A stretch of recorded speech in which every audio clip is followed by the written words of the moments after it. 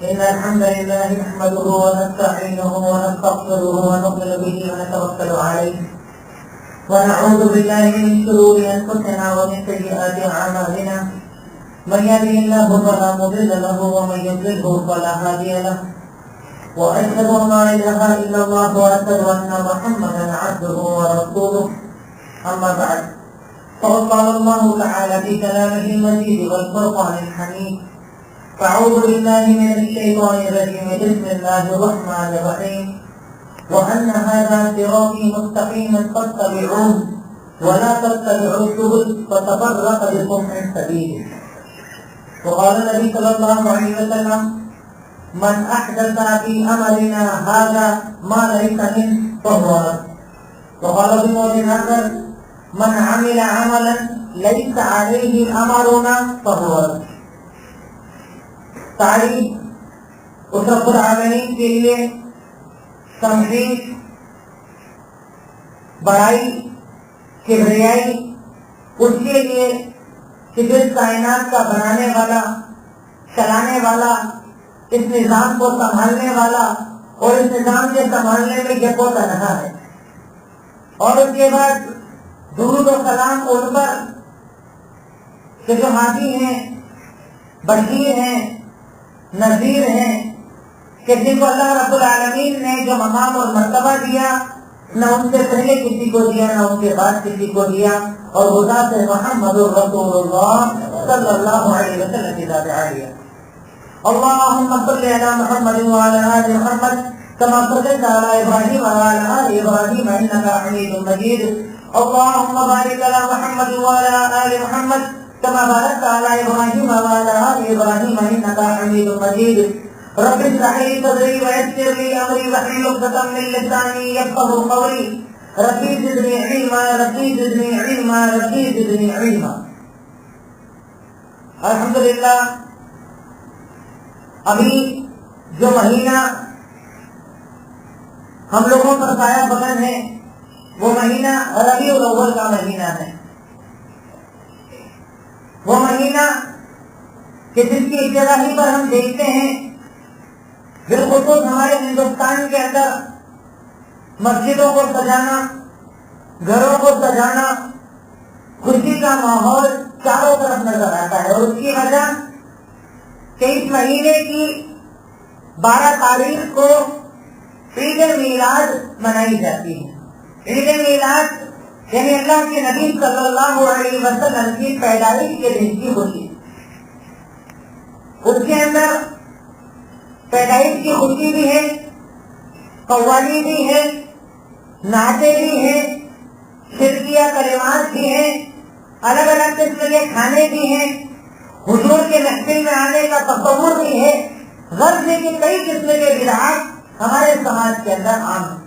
جبکہ اللہ رب العالمین نے اللہ کے نبی صلی اللہ علیہ وسلم پر جس قرآن کو نازل کیا، وہ قرآن جس کو اللہ رب العالمین نے قیامت تک آنے والوں کے لیے ہدایت کا ذریعہ بنایا، اس قرآن میں رب العالمین ارشاد فرماتا ہے وَأَنَّ هَذَا صِرَاطِي مُسْتَقِيمًا فَاتَّبِعُوهُ، کہ یہ میرا سیدھا راستہ ہے، اسی کی پیروی کرو. ایک راستہ ہے صراطی، ایک سنگل راستہ ہے جو ساری دنیا میں ہمیشہ ایک جیسا رہے گا. ہندوستان میں الگ نہ ہوگا، پاکستان میں الگ نہ ہوگا، بنگلہ دیش میں الگ نہ ہوگا، عرب اور عجم میں الگ نہ ہوگا. میرا راستہ ایک تھا، ایک ہے اور قیامت سے ایک ہی رہے گا. اور اگر نجات چاہیے تو اسی کی پیروی کرنا. اور اس کے آس پاس بہت سارے راستے دوسرے بھی ہیں، بدعات کے راستے، شرکیات کے راستے، رسم و رواج کے راستے، اپنے اعتبار سے بنائے گئے دین کے راستے. وَأَنَّ هَذَا صِرَاطِي مُسْتَقِيمًا فَاتَّبِعُوهُ وَلَا تَتَّبِعُوا السُّبُلَ. تم دوسرے راستوں پر مت جانا، اگر جاؤ گے تو بھٹک جاؤ. میرا راستہ ایک، یعنی میرا وہ راستہ جو میرے نبی لے کر آئے. اللہ تعالیٰ کہتا ہے میرا وہ راستہ جو نبی لے کر آئے، اور وہ ایک ہے ساری دنیا کے لیے ایک ہے. اور اگر یہ تہوار اس ایک راستے میں ہوتا تو یقیناً ساری دنیا کے اندر ایک جیسا ہوتا، کیونکہ اللہ تعالیٰ کا راستہ ایک ہے. میں اصول بنیاد پہلے ایک تمہید کے طور پر اصول بیان کر رہا ہوں، اور اس کے بعد انشاءاللہ اس عنوان کی کچھ ڈیٹیل پوائنٹ کی شکل میں رکھوں گا تاکہ بات ذہن میں رہے اور آپ آگے کسی اور کو سمجھا بھی سکیں. کیونکہ لیکن میں ہمیشہ کہتا ہوں کہ جمعہ ہماری کلاس ہوتی ہے, اس کلاس میں میں نے آپ کو کیا کہا, اب آپ کتنے تک پہنچاتے ہیں آپ کی ذمہ داری. اخلاق کے ساتھ, طریقے سے, محبت سے ان باتوں کو عام کرنا ہم سب کی ذمہ داری ہے. ورنہ عالم اپنی بات کہے گا, اگر آپ لوگوں کے سامنے خاموش ہو گیا اور ہم سن کر خاموش ہو گئے تو نہ آپ داعی نہ میں داعی. داعی وہ جو ان باتوں کو آگے بڑھائے, لوگوں تک پہنچائے, جو گمراہی کے اندر ان کو ہدایت کا راستہ بتائے. تو بنیاد پہلی چیز یہ بتائی کہ اگر یہ عید اللہ کے نبی کے طریقے میں سے ہوتی, اللہ کے راستے میں سے ہوتی, تو ساری دنیا میں ایک ہوتی, کیونکہ صراط ہی ایک, اللہ کا راستہ ایک ہے. ہاں, اس کے علاوہ جو راستے وہ بہت سارے ہیں, وہ ہر جگہ بدل سکتے ہیں, ہر شہر میں بدل سکتے ہیں, ہر ملک میں بدل سکتے ہیں, الگ الگ رسمیں ہو سکتی ہیں, بدعات الگ الگ ہو سکتی ہیں, شرکیات الگ الگ ہو سکتا ہے, پر توحید اور اس کے بعد سنت کا راستہ ہمیشہ سے ایک ہے اور ایک رہے, وہ کبھی بدل نہیں سکتا. دوسرا اصول, کسی عمل کا کیا اچھا ہونا کافی ہے کہ ہم اس پر عمل کر لیں. اللہ کے نبی نے تو اصول ہمیں بتائے. حضرت عائشہ صدیقہ رضی اللہ تعالیٰ نے کہتی ہے, صحیح بخاری کی روایت آپ نے فرمایا, من عمل عملا لیس علیہ امرنا فہو رد. اگر کسی نے کوئی ایسا عمل کیا جس کا حکم ہم نے یعنی اللہ کے نبی نے نہیں دیا تو وہ اس کے منہ پر مار دیا جائے گا, مردود ہے, کتنا یہ اچھا کیوں نہ ہو. نہیں کیا یعنی آپ نے نہیں کیا اور کسی اور نے کیا تو مردود, اور اگر کیا اس نے وہ چینج کر دیا, من احدث فی امرنا ھذا ما لیس منہ فہو رد. یعنی نیا لایا تو بھی تیرے منہ پر, اور ہم نے کیا اس نے چینج کر دیا, بڑھا دیا یا گھٹا دیا. ہم نے ظہر کی 4 رکعت کی 8 کر دی, ہم نے ایکسٹرا کوئی رات جاگنے کی نہیں لی, تو نے ایڈ کر لی, کوئی روزہ نہیں کیا, تو نے ایڈ کر لیا. یعنی جو کیا اس نے اگر بڑھایا گھٹایا تب بھی تیرے منہ پر مار دیا جائے گا. یہ 2 اصول ہمیں بتا دیے گئے. 3 باتیں میں نے آپ کے سامنے رکھی. پہلی چیز, اللہ کا راستہ ایک ہے اور وہ ساری کائنات پہلے کا ایک رہے گا. دوسرے 2 اصول کہ اگر اپنی طرف سے کیا چاہے اچھا کیا, اللہ کی طرف سے منہ پر مار دیا جائے گا, اور جو کیا اس کے اندر بڑھایا گھٹایا تو بھی تمہارے منہ پر مار دیا جائے گا. یہ 3 اصول اپنے ذہن کے اندر سب سے پہلے رکھیں. اب اس کے بعد ہم آتے ہیں عید میلاد کی طرف. جب ہم عید میلاد کو تاریخی اعتبار سے دیکھنے جائیں, ہسٹری کے اعتبار سے دیکھنے جائیں کہ کیا حقیقت میں 12 ربیع الاول کے دن اللہ کے نبی صلی اللہ علیہ وسلم کی پیدائش ہوئی, اس سلسلے میں مورخین کے اندر بہت زیادہ اختلاف پایا جاتا ہے. علامہ مقریشی اپنی کتاب الخطب المقربیہ کے اندر, علامہ سیوطی, ابن کثیر, تاریخ کے بڑے بڑے لکھنے والوں نے اس چیز کا ذکر کیا کہ شروع سے اللہ کے نبی کی پیدائش کے دن پر لوگوں کا اختلاف رہا. اس کی وجہ, اس کا ریزن کیا ہے؟ اس کی وجہ یہ کہ جب آپ پیدا ہوئے تب لوگوں کو یہ پتا نہیں تھا کہ آپ نبی, لوگ جانتے نہیں تھے, لوگ آپ کو پہچانتے نہیں کہ آپ کون تھے, عبداللہ کے بیٹے, عبد المطلب کے پوتے, ایک قریشی کا بچہ. اس لیے یاد رکھنے کی وجہ لوگوں کے پاس نہ تھی, اس لیے کنفیوژن ہوا. اگر یہ پتا ہوتا کہ نبی پیدا ہونے والے ہیں تو ہر تاریخ کو جیسے آپ کے یاد رکھا گیا ویسے اس تاریخ کو بھی یاد رکھا جاتا. اور میں کہتا ہوں کہ شاید کہ اللہ رب العالمین کی بڑی مصلحت اس کے اندر تھی کہ امت کسی طریقے سے آج دیکھا جائے تو یہ شرکیات صرف ہمارے علاقے یعنی پرانے ہندوستان, انڈیا, پاکستان, بنگلہ دیش میں پائی جاتی ہے, عام دنیا میں نہیں پائی جاتی. لیکن اگر ہی کو بتا دیا جاتا تو یقیناً یہ غلط اور زیادہ عام ہو جاتی. اگر آپ تاریخ کو اٹھا کر دیکھیں تو اللہ کے نبی کی پیدائش کے دن کے سلسلے میں بہت زیادہ اختلاف ہے.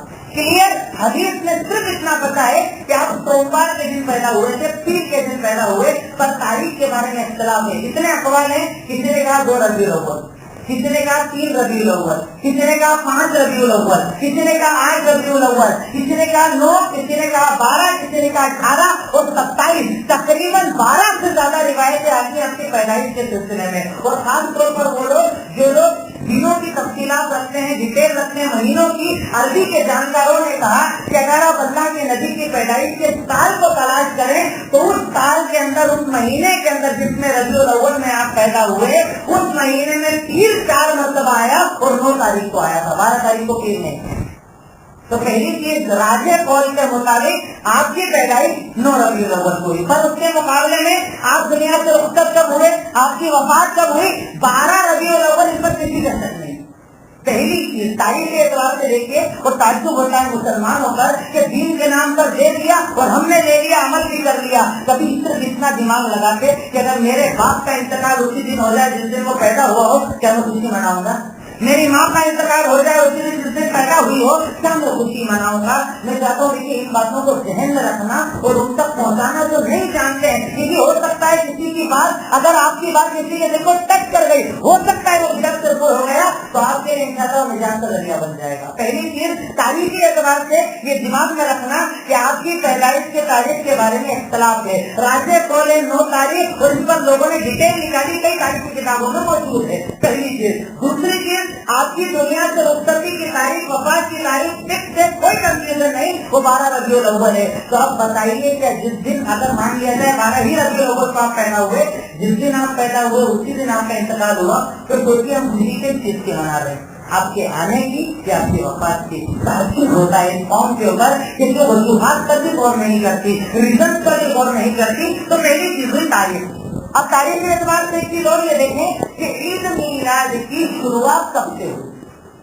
یہ میں نہیں کہتا، علامہ مقریظی سے بہت بڑے عالم تاریخ کے گزرے ہیں، وہ اپنی کتاب الخطط المقرضیہ کے اندر کہتے ہیں کہ عید میلاد کی شروعات فاطمیوں نے کی تھی۔ فاطمی کون؟ مطلب فاطمہ سے مت جڑ لیجیے گا ان کو۔ فاطمی کون؟ یہودی اور مجوسیوں کی وہ اولادیں جن کی ایک زمانے کے اندر عراق اور دوسرے ملکوں کے اندر حکومت ہو گئی تھی۔ ان کی حکومت 362 سے 537 ہجری تک رہی، یعنی آپ کے 350 سال کے بعد جن کی حکومت بنی وہ تو یہودی جو آپ سے بغض رکھتے تھے، آپ سے کینہ رکھتے تھے اور آپ کے وفات کے دن کی خوشی منانا چاہتے تھے، ان یہودیوں نے یہ نام دیا کہ آپ کی پیدائش کی خوشی منائے، اور ان لوگوں نے عید میلاد کی شروعات کی، اور اس کی چھوٹی سی شروعات کی فاطمیوں کے ذریعے اصل میں اس میلاد کو اور زیادہ ترجیح دینے والا تقریباً 550 سال بعد، اللہ کے نبی کے 550 سال بعد ایک بادشاہ آیا جس کا نام تھا ملک مظفر الدین، اور اس کا لقب تھا